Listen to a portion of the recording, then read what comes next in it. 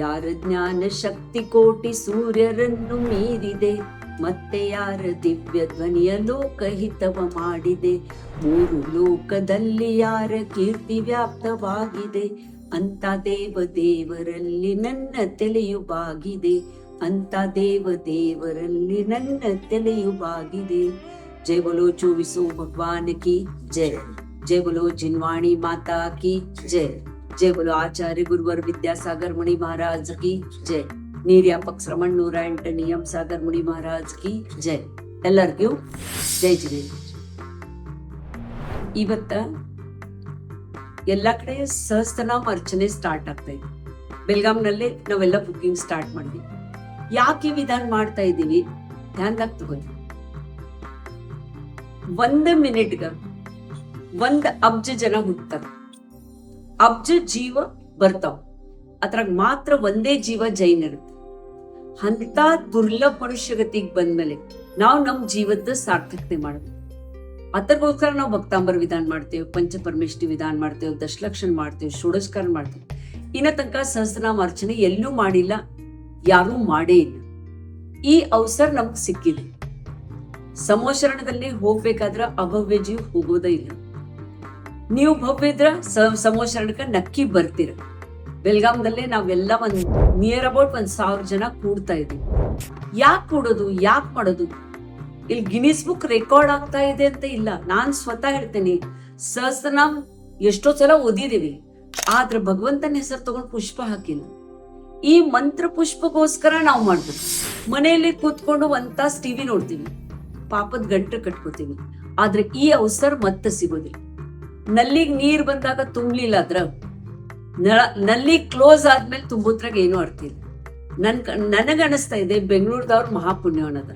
ಯಾಕಂದ್ರ ನಿಮ್ಮಲ್ಲೇ ಸಾಕ್ಷಾತ್ ಸಮೋಶರಣ ರಚನೆ ಆಗ್ತಾ ಇದೆ.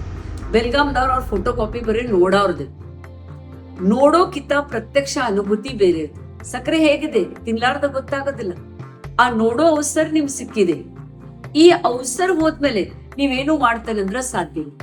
ಭಗವಂತರು ಒಬ್ರೇ ಅದಾರ, 24 ತೀರ್ಥಂಕರ ಅದಾರ.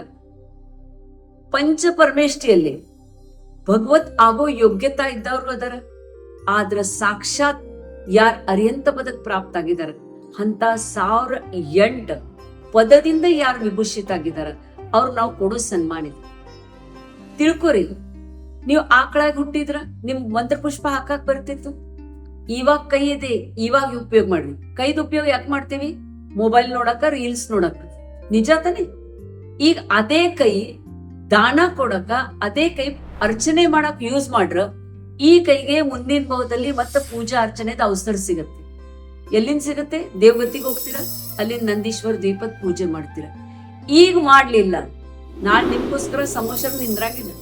ರಾಜಾಗ್ರಗ ಮಹಾವೀರ್ ಭಗವಂತಂದ ಕೊನೆ ಸಮೋಶರಣ ಬಂತು.